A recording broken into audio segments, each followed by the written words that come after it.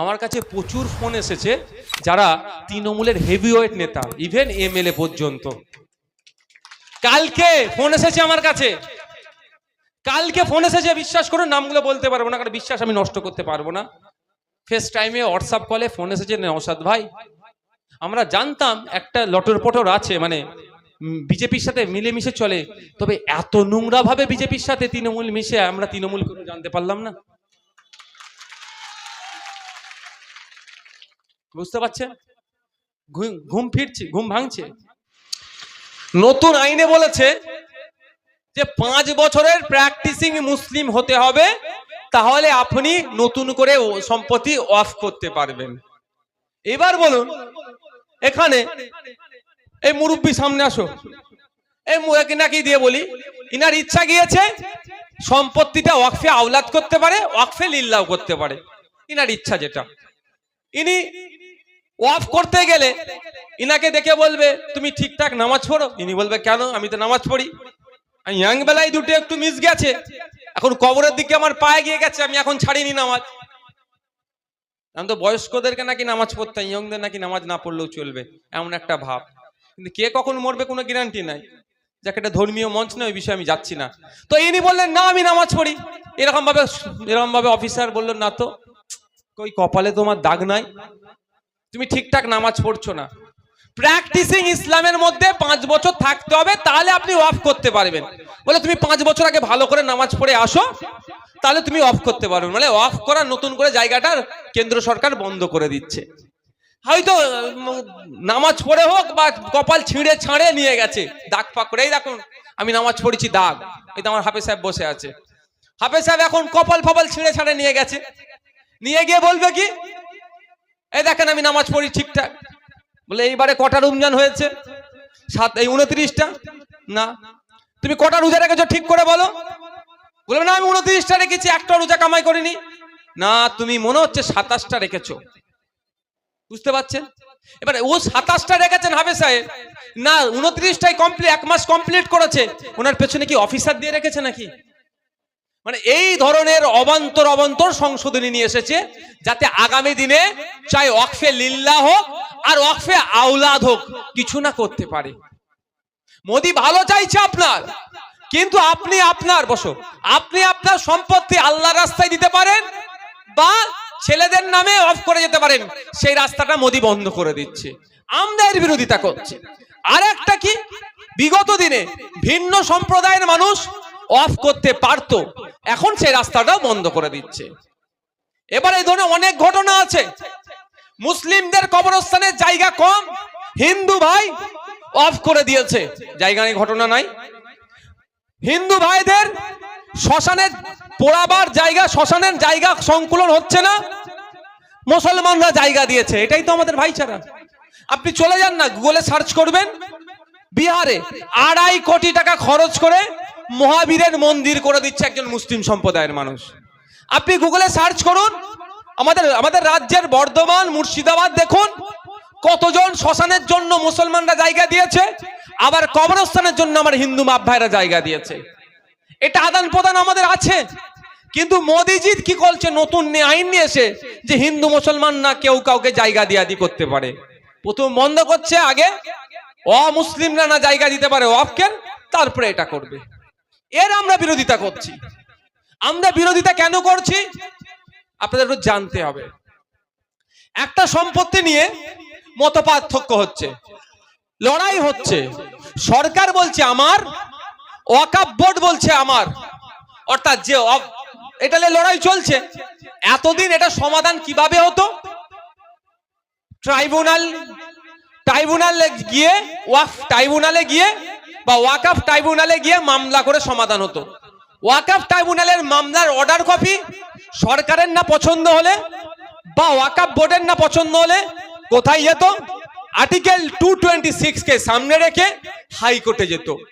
হাইকোর্টের অর্ডার যদি না পছন্দ হয়, ডিভিশন সিঙ্গেল ডিভিশন হওয়ার পরে সুপ্রিম কোর্টে গিয়ে মামলা হতো। এই ধরনের অনেক মামলা আছে। কিন্তু মোদিজির আমলে, মোদিজি এখন ওই সব প্রসেসটাকে তুলে দিয়ে সরকারি সম্পত্তি না ওয়াকফের সম্পত্তি, এটা ডিসাইডের ক্ষমতা কার হাতে দিচ্ছে? ডিস্ট্রিক্ট কালেক্টরের হাতে দিয়ে দিচ্ছে। আমরা দেখে ডিস্ট্রিক্ট ম্যাজিস্ট্রেট, ডিএম বলি যাকে আমরা, ডিএম এর হাতে দিয়ে দিচ্ছে। এবার বলুন, যখন বিচার বিভাগের মাধ্যম দিয়ে হচ্ছিল, ওটা একটা মাইন্ড কি ছিল? সাবজুডিস ম্যাটার, মানে জুডিশিয়াল মাইন্ডে আমি পাবো, আচ্ছা ছিল। আর এখন টোটালটাই অ্যাডমিনিস্ট্রেটিভ। বলুন, একটা ডিএম সরকারের কি আপনার কি বলে কি বলে ওয়াকাফের জায়গা যদি ওয়াকাফের হয়, ঘোষণা সহজে করতে পারবে? আমি ডিএম প্রচুর পাওয়ারফুল হয়, আমি মেনে নিচ্ছি, সবাই আমরা সম্মান করি, কিন্তু দুর্ভাগ্য আমাদের, আমরাও তো ডিএম এর আচরণ দেখছি। এই দক্ষিণ 24 পরগনার কথা বলছি। এখানে যারা বসে আছেন, এমনও আছে মায়েরা, ভাই বাপেরা, যে আবাস যোজনা পাওয়ার দরকার। আমরা ডিএম কে যদি চিঠি করে লিখি যে এটা গরিব মানুষ প্রকৃত পাওয়ার দরকার, ওই বড় লোকটা পেয়ে গিয়েছে, ওই বড় লোকের নামটা কেটে গরিবের নামটা ঢুকিয়ে দেবেন, এটা তো ডিএম করবে? এটা তো ছোট্ট কাজ। কেন? নেতারা যা লিস্ট পাঠিয়েছে, স্বাভাবিকভাবে ডিএম, আমি অপমান করছি না, যেটা হচ্ছে সেটা বলছি, সেটাই চালিয়ে দেয়। যখন নেতা বলে দেবে যে ওটা সরকারের জায়গা, গেল তো। শুধু তাই নয়, আমি মাদারপাড়ার ফকির সাহেবের কি আছে ওটা, না আমি বলছি যেটা আছে, আপনাদের ওয়াকফ সম্পত্তি আছে, এই তো ওনার বংশধরেরা ওয়াকফ সম্পত্তি আছে, ঠিক আছে, এর বংশ পরম্পরায় পেয়েছে। তো এখন তাজ গিয়ে এদের নতুন যে আইনটা করছে, এটা শুনে রাখুন, তাজ আমাদের গিয়ে কি করলো, ও ক্লেম করছে, বলছে না এখানে আমাদেরও জায়গা আছে। ইনি বলছে আমার জায়গা, তাজ বলছে আমার জায়গা। এটা এতদিন কোথায় সমাধান হতো? ট্রাইব্যুনালে। ট্রাইব্যুনাল থেকে কোথায় যাবে? হাইকোর্ট, সুপ্রিম কোর্টে গিয়ে সমাধান হতো। এখন ওই সব দেওয়ার দরকার নেই। কি হবে? ডিসপুটেড ল্যান্ড, যাও এখন তুমি এর কাছে চলে যাও, আধিকারিকের কাছে যাও, আধিকারিক তোমার সমাধান করে দেবে।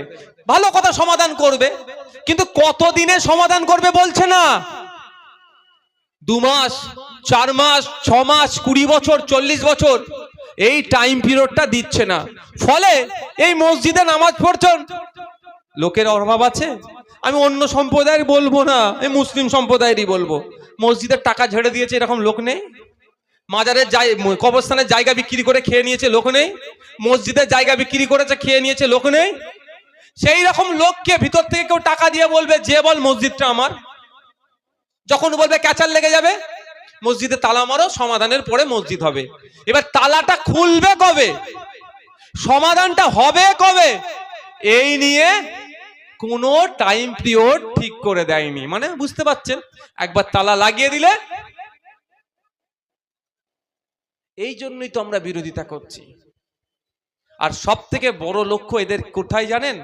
এটা হিন্দু মুসলমানের লড়াই নয়, মাথায় রাখবেন। ওয়াকফটা বাঁচানোর লড়াইটা তো সংবিধানকে বাঁচানোর লড়াই। এদের লক্ষ্য হয়েছে ওয়াকফ ভালো ভালো সম্পত্তির উপরে, ওই সম্পত্তিগুলোকে পুঁজিপতিদের হাতে তুলে দিতে হবে।